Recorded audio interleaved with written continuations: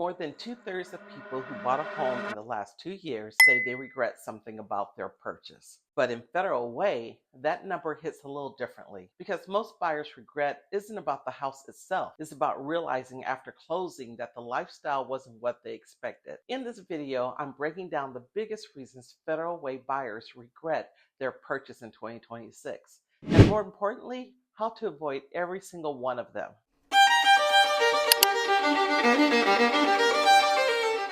Regret number one, they ran the mortgage, not the real cost of owning. Buyers locked onto one number, the mortgage payment. On paper, it looks manageable. What they didn't build in and what nobody really walks them through before closing is what it actually costs to own a home in Federal Way, month after month. It's more than the loan. You got property taxes, homeowners insurance, utility, maintenance, and if you're buying a condo or planned community, HOA dues as well. And here's the local expenses that catches a lot of buyers off guard. Many Federal Way condo communities have HOA dues that can range from a few $100s to well over $600 a month. And some older communities occasionally face special assessments for roofs, sidings, or major repairs.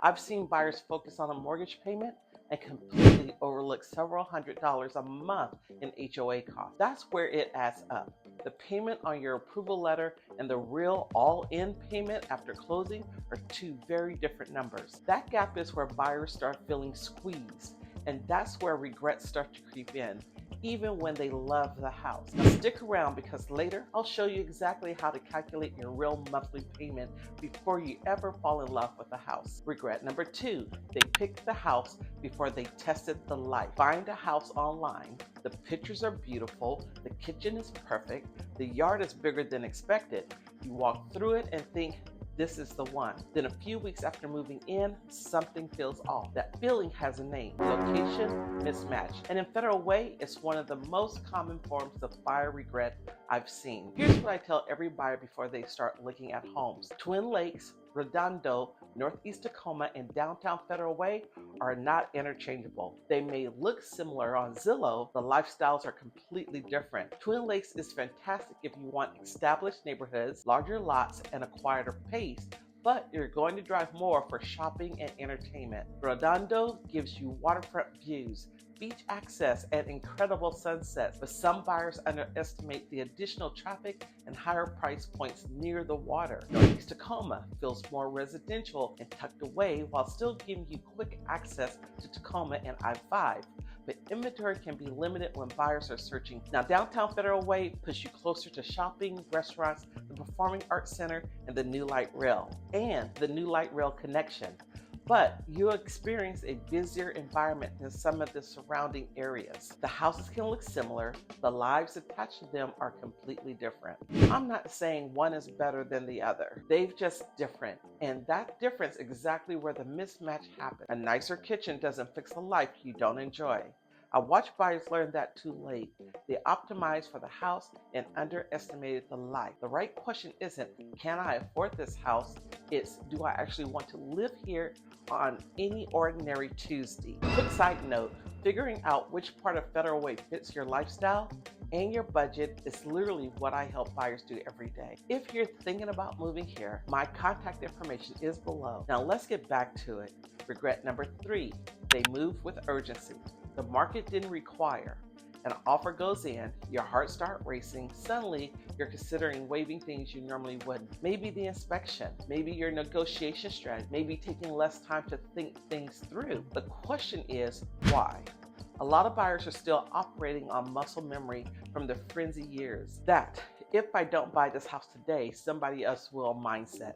And honestly, that made sense a few years ago. It doesn't make as much sense in today's market. Federal Way is still competitive on great listings, but buyers have far more room to breathe than they did during the peak frenzy. More inventory means more opportunities. More opportunity means more choices, and more choices mean you can slow down enough to make smarter decisions. I've had buyers look back and realize that just a little patience would have gotten them a better floor plan, a better neighborhood fit, or a payment that felt more comfortable with. And the framework I'm about to give you is the best antidote to that pressure. I've found. Regret number 4, the house made their life smaller. This is the thread running through everything we've talked about. The house that was supposed to expand your life ends up shrinking it. Not because it's a bad house, because it doesn't fit the life you actually want. The payment is high enough that vacations get postponed.